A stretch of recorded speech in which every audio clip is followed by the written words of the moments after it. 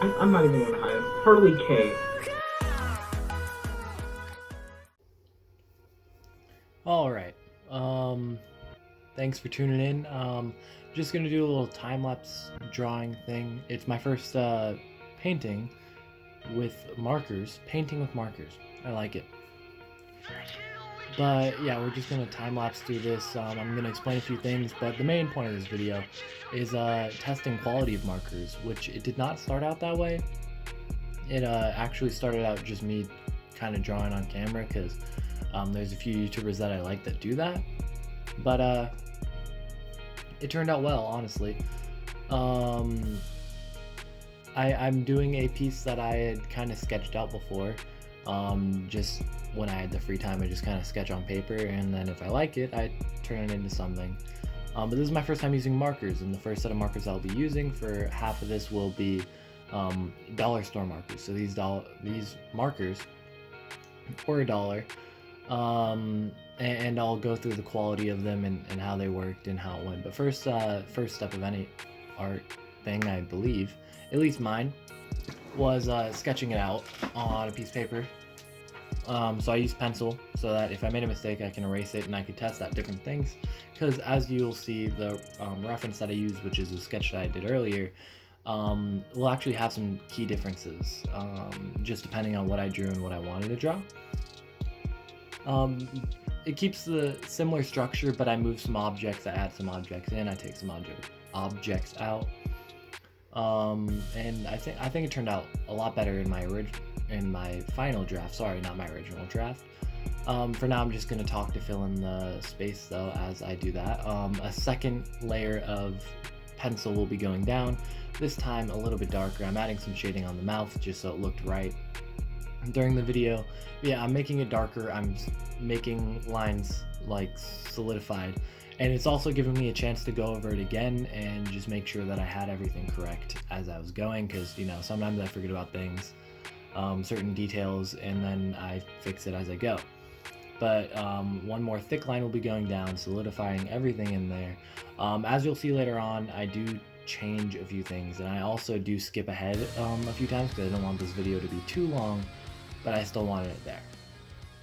A few objects are in there, just objects I like to draw, little things I could sketch out. I thought it'd be cool. The solid lines are going in right now, and this would be a good time to mention we're almost at 100 subscribers. We're so close.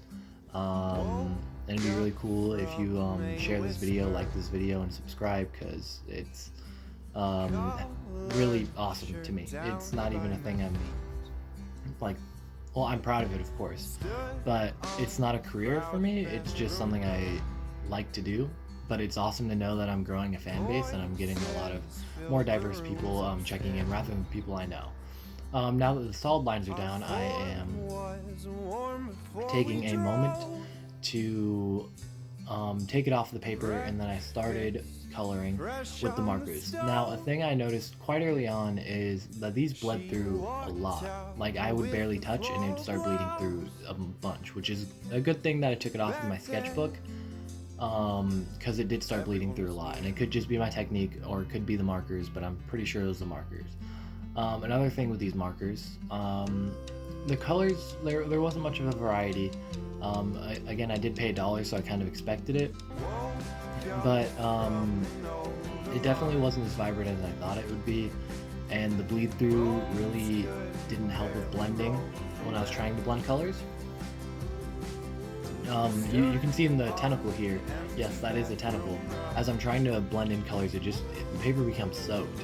And you can see for a split second there, I checked the back of it a couple times because I'm just confused on how much it's bleeding through and how much it'll go. Yeah, that's a good place to talk about it. They bleed through a lot, so I had to be very careful, which means I got quite impatient when I was coloring it. I was trying to do it lightly, which leaves, you'll see in the final product, the places that I did color with it, especially, they have big white marks because I keep missing spots. But I don't want to go over it again because one tip size makes it very, very hard to go over again without it bleeding through to the point where I'm ripping the paper. which I didn't rip the paper, but I do keep checking because it is bleeding through a lot.